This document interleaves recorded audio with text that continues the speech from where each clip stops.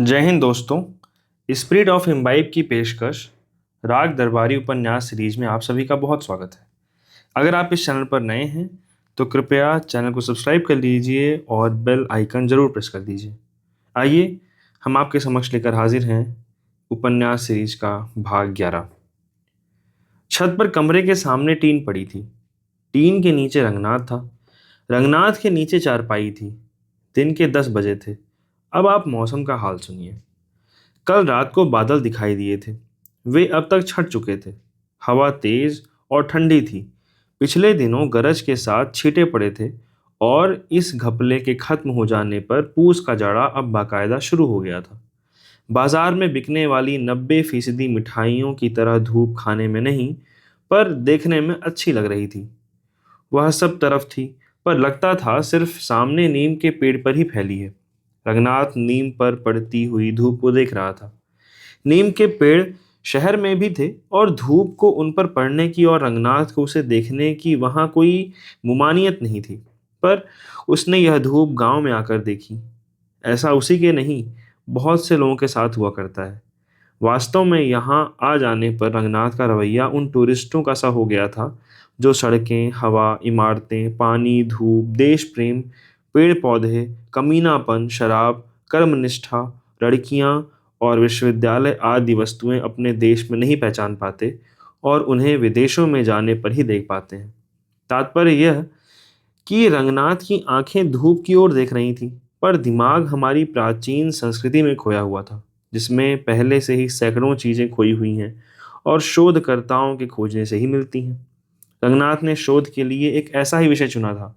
हिंदुस्तानियों ने अपनी पुरानी जिंदगी के बारे में अंग्रेजों की मदद से एक विषय की इजाद की है, जिसका नाम इंडोलॉजी है।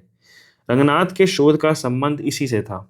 इंडोलॉजी के शोधकर्ताओं को पहले यह विषय के शोधकर्ताओं का शोध करना पड़ता है, और रंगनाथ वही कर रहा था।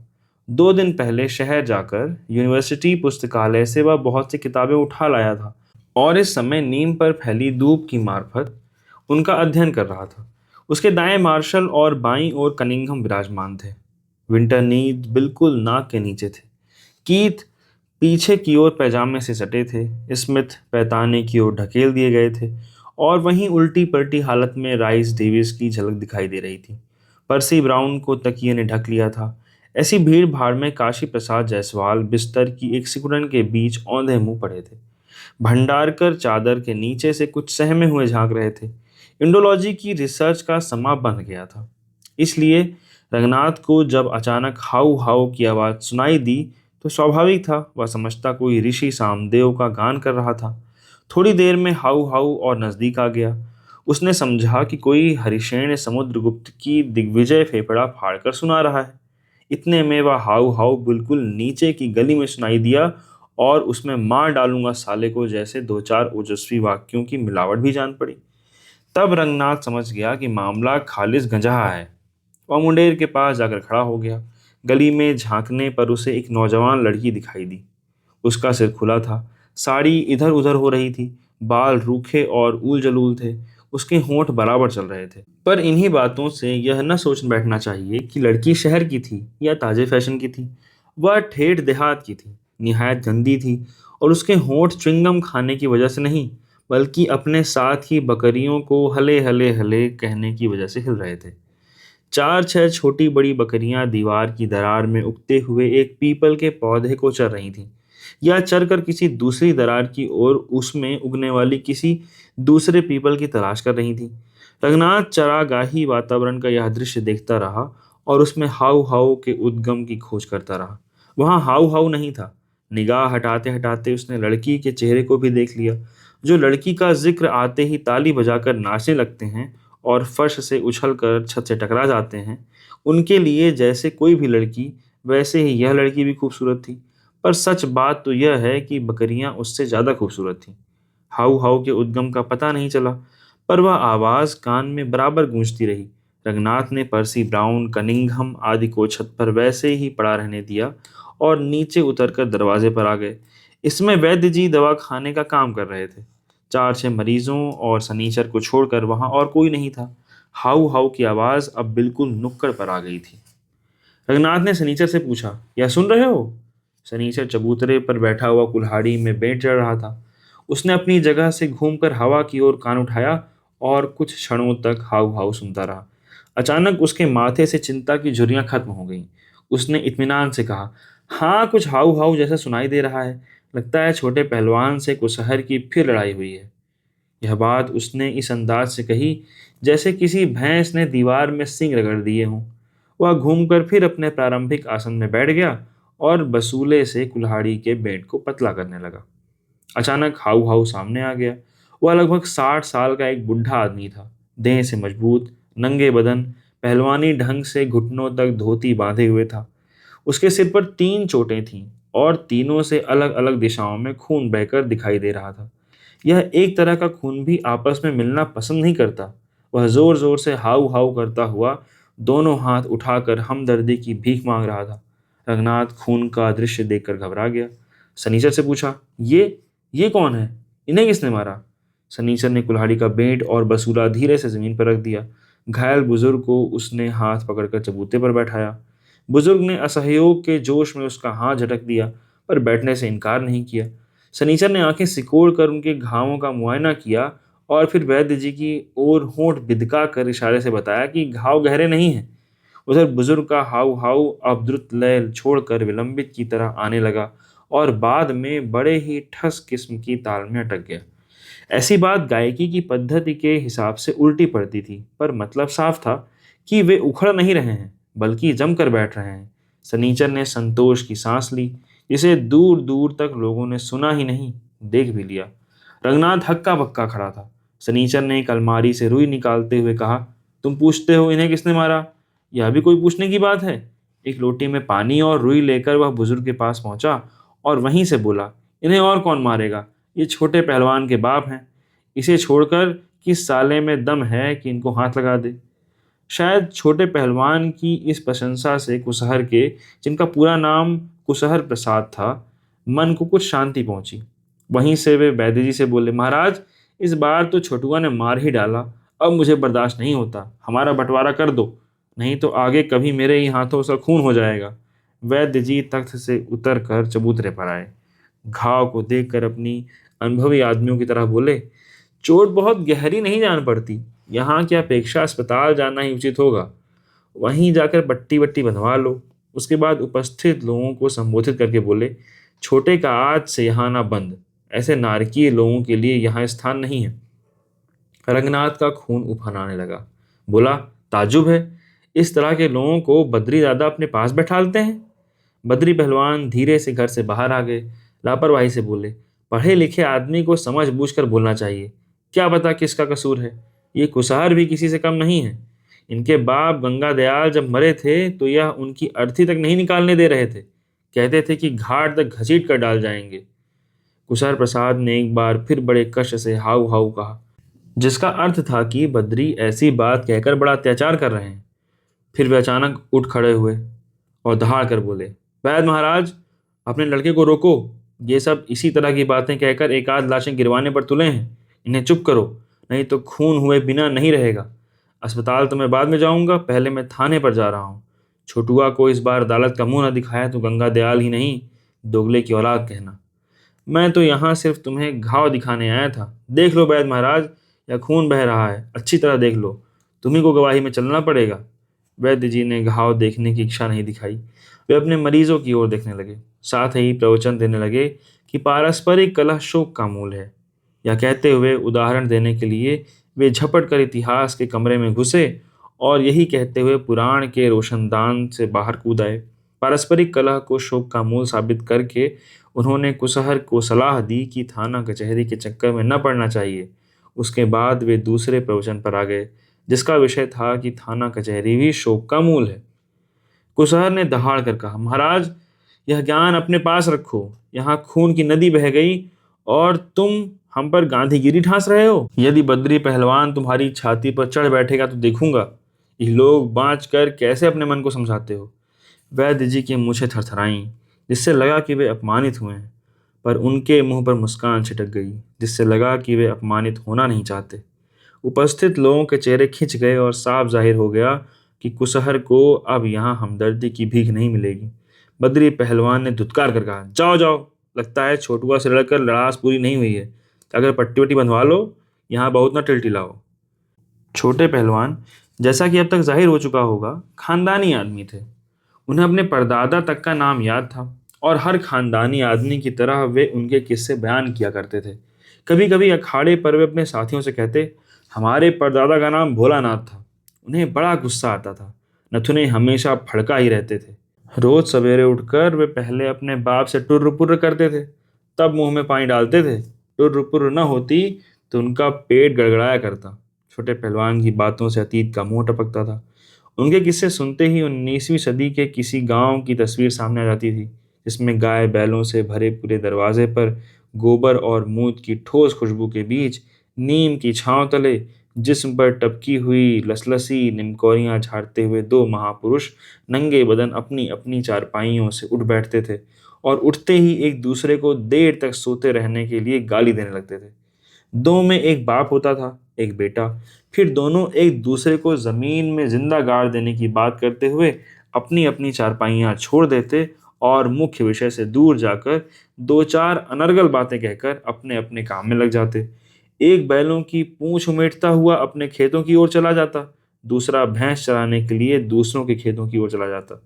छोटे पहलवान इसी तरह का कोई किस्सा खत्म करने के बाद कहते, अपने बाप के मर जाने पर बाबा भोलानाथ बहुत दुखी हुए। छोटे पहलवान ये बातें शेखी बघारने के लिए नहीं करते थे, ये बिल्कुल सच थी। उनका खानदान ही ऐसा था। उनके यहाँ बाप बेटे में हमेशा से बड़ा घनिष्ठ संबंध चला आ रहा था। प्रेम करना होता तो एक दूसरे से प्रेम करते, लाठी चलाना होता तो एक दूसरे से लाठी चलाते। जो भी अच्छा बुरा गुण उनके हाथ में था, उसकी आजमाइश एक दूसरे पर ही किया करते। बाबा भोलानाथ अपने बाप के मर जाने पर सचमुच ही बहुत दुखी हुए। उनके जीवन में एक रीतापन आ गया। उनके न रहने पर सवेरे से ही किसी से झगड़ा करने के लिए उनका पेट गड़गड़ाने लगता, मुंह में पानी डालने का मन ना होता। दिन रात खेतों पर बैल की तरह जुते रहने पर भी उन्हें अपच की शिकायत रहने लगी। अब उनके लंगड़े गंगा दयाल उनके काम आए। कहा भी है कि लड़का बुढ़ापे में आंख की ज्योति होता है, तो गंगा दयाल ने एक दिन 17 साल की उम्र में ही अपने बाप भोलानाथ को इतने जोर से लाठी मारी कि वे वहीं जमीन पर गिर गए।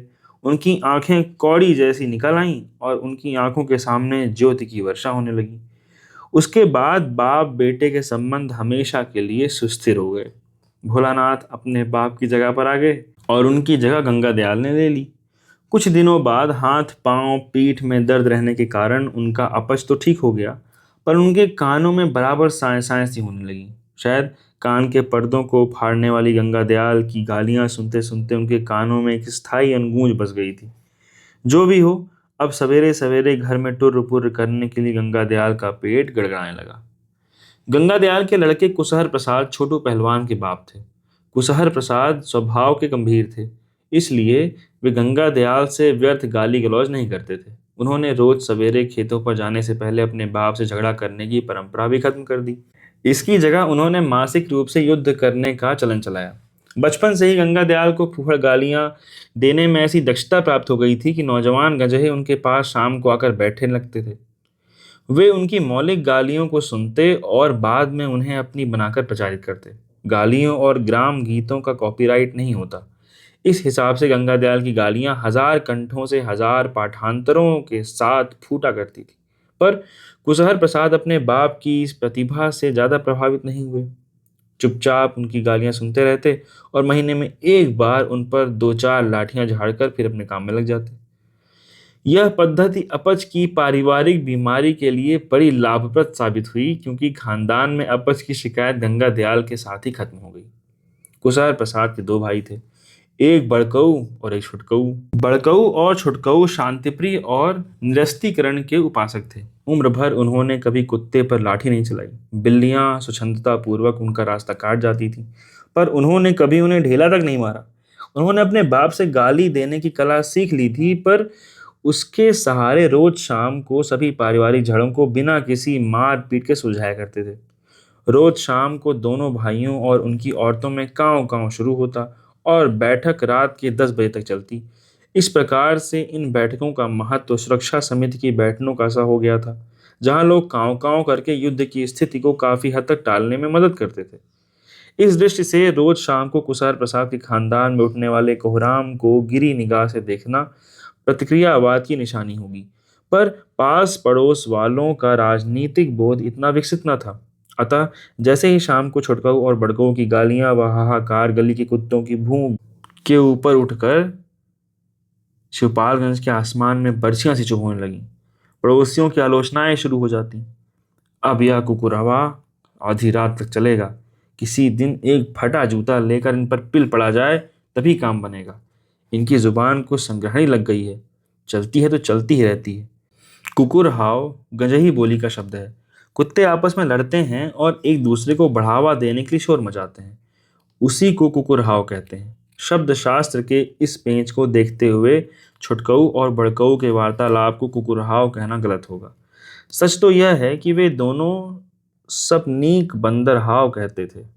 वे बंदरों की तरह खों खों करते हुए एक दूसरे पर झपटते, फिर बिना किसी के रोके हुए अपने पास रुक जाते। अगर उस समय कोई बाहरी आदमी रुककर उनकी ओर देखने लगता या शांति के फाख्ते की तजवीज़ करता तो दोनों खों खों करते हुए एक साथ उसी पर झपट पड़ते। बंदर हाव के ये नियम सभी गजहों को मालूम थे। इसलिए छुटकऊ बड़कऊ की पारिवारिक बैठकों की समीक्षाएं छिपे छिपे पीठ पीछे होती थीं और उधर की बैठकें निर्बाध रूप से आधी रात तक चला करती थीं।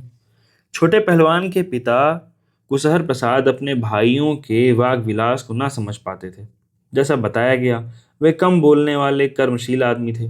रह रहकर चुपचाप किसी को मार बैठना उनके स्वभाव की अपनी विशेषता थी, जो इन आदमियों के जीवन दर्शन से मेल नहीं खाती थी। इसलिए अपने बाप गंगादयाल के मरने पर कुछ साल बाद वे अपने भाइयों से अलग हो गए। अर्थात बिना बोले हुए लाठी के जोर से उन्होंने अपने भाइयों को घर से बाहर खदेड़ा। उन्हें एक बाग में झोपड़ी डालकर वानप्रस्थ आश्रम में रहने के लिए ढकेल दिया और खुद अपने नौजवान लड़के के साथ अपने पैतृक घर में पूरी पैतृक परंपराओं के साथ गृहस्थी चलाने लगे। महीने में एक बार अपने बाप पर लाठी उठाते उठाते कुशल प्रसाद के हाथों को कुछ ऐसी आदत पड़ गई थी कि गंगा दयाल के मर जाने पर उनके हाथ महीने में 2-4 दिन तक सुन्न रहने लगे। लकवा के खतरे को दूर करने के लिए एक दिन उन्होंने फिर लाठी उठाई और छोटे की कमर पर तिरछी करके जड़ दी। छोटे भी पहलवान नहीं बने थे, पर उनके गांव के पास रेलवे लाइन थी। उसके किनारे तार के खंभे थे। खंभों पर सफ़ेद सफ़ेद इंसुलेटर लगे थे। उनके तोड़ते तोड़ते केवल अभ्यास की बदौलत छोटे के ढेले का निशाना छोटी उम्र में ही अचूक हो गया था। जिस दिन कुशहर प्रसाद ने छोटे की कमर पर लाठी मारी, उसी दिन छोटे ने एक खंभे के सभी इंसुलेटर रेलवे के द्वारा दिए गए पत्थरों से तोड़कर रेलवे लाइन के ही किनारे बिछा दिए थे। लाठी खाकर वे रेलवे लाइन की दिशा में 20 कदम भागे और वहीं से उन्होंने अपने बाप की खोपड़ी को इंसुलेटर समझकर एक ढेला फेंका। बस उसी दिन से बाप बेटे में उनके परिवार का सनातन धन प्रतिष्ठित हो गया। फिर तो लगभग हर महीने कुशहर की देह पर घाव का एक छोटा सा निशान स्थायी ढंग से दिखने लगा और कुछ वर्षों के बाद वे अपने इलाके के राणा सांगा बन गए। छोटे पहलवान के जवान हो जाने पर बाप बेटों ने शब्दों का प्रयोग बंद ही कर दिया। अब वे उच्च कोटि के कलाकारों की तरह अपना अभिप्राय छापों, चिन्हों और बिंबों की भाषा में प्रकट करने लगे। उनके बीच में मारपीट की घटनाएं भी कम होने लगीं और धीरे धीरे उसने एक रस्म का सा रूप ले लिया, जो बड़े बड़े नेताओं की वर्षगांठ की तरह साल में एक बार, जनता की मांग हो या न हो, नियमित रूप से मनाई जाने लगी। कुशहर प्रसाद के चले जाने पर एक आदमी ने चबूतरे के नीचे खड़े खड़े कहा, इसी को कलयुग कहते हैं। बाप के साथ बेटा ऐसा सलूक कर रहा है। आसमान की ओर आंखें उठाकर सिर पर फैली हुई नीम की टहनियों में झांकते हुए उसने फिर कहा, कहाँ हो प्रभु, कब लोगे कलंक की अवतार। जवाब में आकाशवाणी नहीं हुई। एक कौवा तक नहीं बोला। किसी अबाबील ने बीट तक नहीं की। कलंकी अवतार की याद करने वाले का चेहरा गिर गया, पर सनीचर ने कुल्हाड़ी की बेंट को परखते हुए तीखी आवाज में कहा, जाओ तुम भी कुशहर के साथ चले जाओ, गवाही में जाकर खड़े हो जाना। रुपया धेली वहां भी मिल ही जाएगी। बद्री पहलवान ने मुस्कुराकर इस बात का समर्थन किया। रंगनाथ ने देखा, कलंकी अवतार के याद करने वाला व्यक्ति एक पुरोहित नुमा बुढ़ा है। पिचके हुए गाल, खिचड़ी दाढ़ी, बिना बटन का कुर्ता, सिर पर अस्त व्यस्त गांधी टोपी, जिसके पीछे चुटिया निकलकर आसमानी बिजली गिरने से शरीर की रक्षा कर रही थी। माथे पर लाल चंदन का टीका, गले में रुद्राक्ष की माला। वह आदमी सचमुच ही कुशहर प्रसाद के पीछे चला गया। सनीचर ने कहा, यही राधेलाल हैं। आज तक इन्हें बड़े से बड़ा वकील भी जिरह करके नहीं उखाड़ पाया। सनीचर के पास एक तमाशबीन खड़ा था। उसने श्रद्धा से कहा, राधेलाल महाराज को किसी देवता का इष्ट है। झूठी गवाही सटासट देते चले जाते हैं। वकील टुकुर टुकुर देखते रहते हैं। बड़ों बड़ों की बोलती बंद हो जाती है। कुछ देर राधेलाल की प्रशंसा होती रही। सनीचर और तमाशबीन में लगभग एक बहस सी हो गई। सनीचर की राय थी कि राधेलाल बड़ा काइयां है और शहर के वकील बड़े भोंदू हैं, तभी वे उसे जिरा में नहीं उखाड़ पाते। उधर तमाशबीन उसे चमत्कार और देवता के इष्ट के रूप में मानने पर तुला था। तर्क और आस्था की लड़ाई हो रही थी, और कहने की जरूरत नहीं कि आस्था तर्क को दबाए दे रही थी। उसी समय छोटे पहलवान बगल की एक गली से अकड़ते हुए निकले। वैद्य जी के दरवाजे आकर उन्होंने इधर उधर ताक झांक की, फिर पूछा, चले गए? सनीचर ने कहा, हाँ गए, पर पहलवान, यह पॉलिसी इंसानियत के खिलाफ है। छोटे ने दांत पीसकर कहा, इंसानियत की तो ऐसी की तैसी, और तुम्हें क्या कहूँ? शनीचर कुल्हाड़ी हाथ में लेकर खड़े हो गए। पुकारते बोले, बद्री भैया देखो, तुम्हारा बछड़ा मुझ पर दुलत्ती झाड़ रहा है, संभालो इसको। वैद्य जी छोटे को देखकर उठ खड़े हुए। रंगनाथ से बोले, ऐसे नीच का मुंह देखना पाप है, इसे यहाँ से भगा दो। कहकर वे घर के अंदर चले गए। छोटे पहलवान बैठक के अंदर आ गए थे। धूप फैली हुई थी। सामने नीम के पेड़ पर बहुत से तोते टें टें करते उड़ रहे थे। चबूतरे पर सनीचर कुल्हाड़ी लिए खड़ा था। बद्री पहलवान एक कोने में चुपचाप खड़े मुकद्दर की जोड़ी तोड़ रहे थे। रंगनाथ वैद्य की किसी किताब के पन्ने उलट रहा था। छोटे को लगा कि उसके खिलाफ विद्रोह की हवा फैली हुई है। जवाब में वे सीना फुलाकर धचक के साथ रंगनाथ के पास बैठ गए और जबड़े घुमा घुमा कर मुंह के अंदर पहले से सुरक्षित सुपारी की जुगाली करने लगे। छोटे ने रंगनाथ को यूं देखा जैसे उनकी निगाह के सामने कोई भुनगा उड़ रहा हो। उखड़ी हुई आवाज में जवाब दिया, यह बात है तो मैं जाता हूँ। मैं तो बद्री गुरु का घर समझ कर आया हूँ। अब तुम ही लोगों की हुकूमत है तो यहाँ पेशाब करने भी नहीं आऊँगा। रंगनाथ ने हंसकर बात को हल्का करना चाहा। कहा, अरे नहीं नहीं, बैठो पहलवान, दिमाग गर्म हो रहा हो तो एक लोटा ठंडा पानी पी लो। फिर उसी तरह उखड़ी आवाज में छोटे ने कहा, पानी? मैं यहाँ टट्टी तक के लिए पानी नहीं दूंगा। सब लोग मिलकर चले हैं हमको लुलुआने। बद्री ने अब छोटे की ओर बड़प्पन की निगाह से देखा और एक मुकद्दर को बाएं हाथ से तौला। देखते देखते मुस्कुराए, बोले, गुस्सा तो कमजोर का काम है, तुम क्यों ऐंठ रहे हो? आदमियों की पैजामा। छोटे पहलवान समझ गए कि उस कोने से उन्हें सहारा मिल रहा है। अकड़ दिखाते हुए बोले, मुझे अच्छा नहीं लगता बद्री गुरु। सभी दमड़ी जैसी जान लिए हुए मुझे लुलुआते घूम रहे हैं। कहते हैं बाप को क्यों मारा, बाप को क्यों मारा। लगता है कुसार प्रसाद शिवपालगंज में सबके बाप ही लगते हैं, जैसे मैं ही उनका एक दुश्मन हूँ। छोटे पहलवान और भी उखड़ गए, बोले, गुरु साला बाप जैसा बाप हो तब तो एक बात भी है। थोड़ी देर सब चुप रहे। रंगनाथ छोटे पहलवान की चढ़ी हुई भौं को देखता रहा। सनीचर भी अब तक बैठक में आ गया था। समझाते हुए बोला, ऐसी बात मुंह से ना निकालनी चाहिए। धरती धरती चलो, आसमान के छाती न फाड़ो। आखिर कुसहर ने तुम्हें पैदा किया है, पाला पोसा है। छोटे ने भुनभुना कर कहा, कोई हमसे इंस्टाम्प लगाकर दस्तखत दी थी कि हमें पैदा करो। चले साले कहीं के पैदा करने वाले। बद्री चुपचाप यह वार्तालाप सुन रहे थे। अब बोले, बहुत हो गया छोटे, अब ठंडे हो जाओ। छोटे अनमने होकर बैठे रहे। नीम के पेड़ पर होने वाली तोतों की टेंटे सुनते रहे। आखिर में एक सांस खींचकर बोले, तुम भी मुझे को दबाते हो गुरु। तुम जानते नहीं यह बुढ़ा कितना कुलच्छनी है। इसके मारे कहारिन ने घर में पानी भरना बंद कर दिया है। और भी बताऊं? अब क्या बताऊं, कहते जीभ गंध आती है। बहुत शुक्रिया। यह भाग यहीं समाप्त होता है। हम जल्द आपके सामने लेकर हाजिर होंगे इसका अगला भाग। धन्यवाद।